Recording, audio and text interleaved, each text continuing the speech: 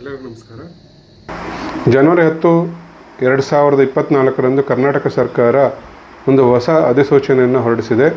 ಅದರ title Karnataka compulsory gratuity insurance rules 2024. ಇದು ಇಡೀ ದೇಶದಲ್ಲಿ ಆಂಧ್ರ ಪ್ರದೇಶ ಮತ್ತು ತೆಲಂಗಾಣ ಬಿಟ್ಟರೆ ನಮ್ಮ ಕರ್ನಾಟಕ ರಾಜ್ಯನೇ ಇದನ್ನು ಅನುಷ್ಠಾನ ಮಾಡ್ತಾರೋ 3ನೇ ರಾಜ್ಯ ಆಗಿದೆ. ಈ ಕಾಯ್ದೆ ಅನುಸಾರ ಕರ್ನಾಟಕ ರಾಜ್ಯದಲ್ಲಿ 10ಕ್ಕಿಂತ ಹೆಚ್ಚು ಸಿಬ್ಬಂದಿಗಳನ್ನು ಒಳಗೊಂಡಿರುವಂತಹ ಎಲ್ಲ ಖಾಸಗಿ ಅನುದಾನ ರಹಿತ ಶಿಕ್ಷಣ ಸಂಸ್ಥೆಗಳು ಈ ವ್ಯಾಪ್ತಿಗೆ ಒಳಪಡುತ್ತೆ. ಗ್ರ್ಯಾಚ್ಯುಟಿ ಅಂದರೆ ಏನು?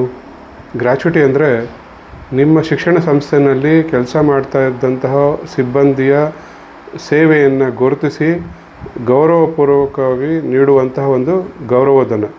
ಇದು ಅವರ ಭವಿಷ್ಯದ ಸಮಸ್ಯೆಗಳಿಗೆ ಆರ್ಥಿಕ ನೆರವು ನೀಡುವ ದೃಷ್ಟಿಯಿಂದ ಕೊಡುವಂತಹ ಒಂದು ಸಣ್ಣ ಕೊಡುಗೆ.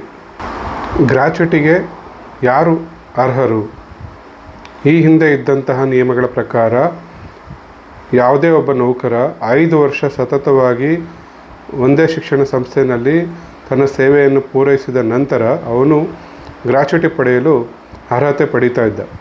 ಆದರೆ ಕರ್ನಾಟಕ ಸರ್ಕಾರ ಜಾರಿಗೆ ತಂದಿರುವಂತಹ Karnataka compulsory gratuity insurance rules 2024 ಅನುಸಾರ ಹೊಸದಾಗಿ ಸೇವೆಗೆ ಸೇರಿರುವಂತಹ ಸಿಬ್ಬಂದಿಗಳು ಕೂಡ ಈಗ ಗ್ರ್ಯಾಚ್ಯುಟಿ ಪಡೆಯಲು ಅರ್ಹತೆ ಪಡೆದಿರುತ್ತಾರೆ. ಕರ್ನಾಟಕ ರಾಜ್ಯ ಸರ್ಕಾರ ಜಾರಿಗೆ ತಂದಿರುವಂತಹ Karnataka compulsory gratuity insurance rules 2024 ಕಾಯ್ದೆಯನ್ನು ಯಥಾವತ್ತಾಗಿ ಅನುಷ್ಠಾನಗೊಳಿಸುವುದರಿಂದ ಬಹಳಷ್ಟು ಸಮಸ್ಯೆಗಳು ಉಂಟಾಗುತ್ತವೆ.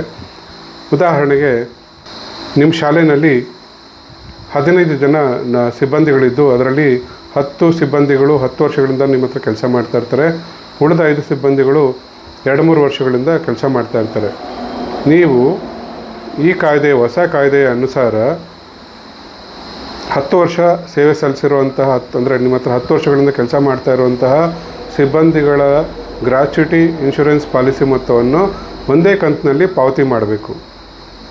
ಇದು ಕರ್ನಾಟಕದಲ್ಲಿರುವಂತಹ ಹಲವಾರು ಸಣ್ಣ ಪುಟ್ಟ ಶಾಲೆಗಳು, ವಿಶೇಷವಾಗಿ ರಾಜ್ಯ ಪಠ್ಯಕ್ರಮದ ಗ್ರಾಮೀಣ ಶಾಲೆಗಳಿಗೆ ತುಂಬ ಆರ್ಥಿಕ ಹೊರೆಯನ್ನು ಉಂಟು ಮಾಡುತ್ತದೆ. ಇದು ಒಂದೇ ಸರಿ ಕಟ್ಟೋದಕ್ಕೆ ಎಂಥ ಶಾಲೆಗಳು ಕೂಡ ಇದು ತುಂಬ ಕಷ್ಟ ಆಗುತ್ತೆ. ಹಾಗಾಗಿ ನಾವು ಇದನ್ನು ನ್ಯಾಯಾಲಯದಲ್ಲಿ ದಾವೆ ಹೂಡೋದ್ರ ಮೂಲಕ ನಾವು ಈ ಕಾಯ್ದೆಯನ್ನು ಅನುಷ್ಠಾನದಲ್ಲಿರುವಂತಹ ಗೊಂದಲಗಳಿಗೆ ಉತ್ತರ ಕಂಡುಕೊಳ್ಳುವಂಥ ಒಂದು ಪ್ರಯತ್ನ ಮಾಡ್ತಾ ಇದ್ದೇವೆ. ಇದಕ್ಕೆ ನೀವು ಹೆಚ್ಚಿನ ಮಾಹಿತಿ ಬೇಕಾದರೆ ನನ್ನನ್ನು ಸಂಪರ್ಕಿಸಬಹುದು. ಈ ಕೆಳಗಡೆ ನನ್ನ ಹೆಸರು ಮತ್ತು ನನ್ನ ಮೊಬೈಲ್ ಸಂಖ್ಯೆ ನಮೂದಾಗಿದೆ. ನೀವು ನನ್ನನ್ನು ಸಂಪರ್ಕಿಸಬಹುದು. ಧನ್ಯವಾದಗಳು.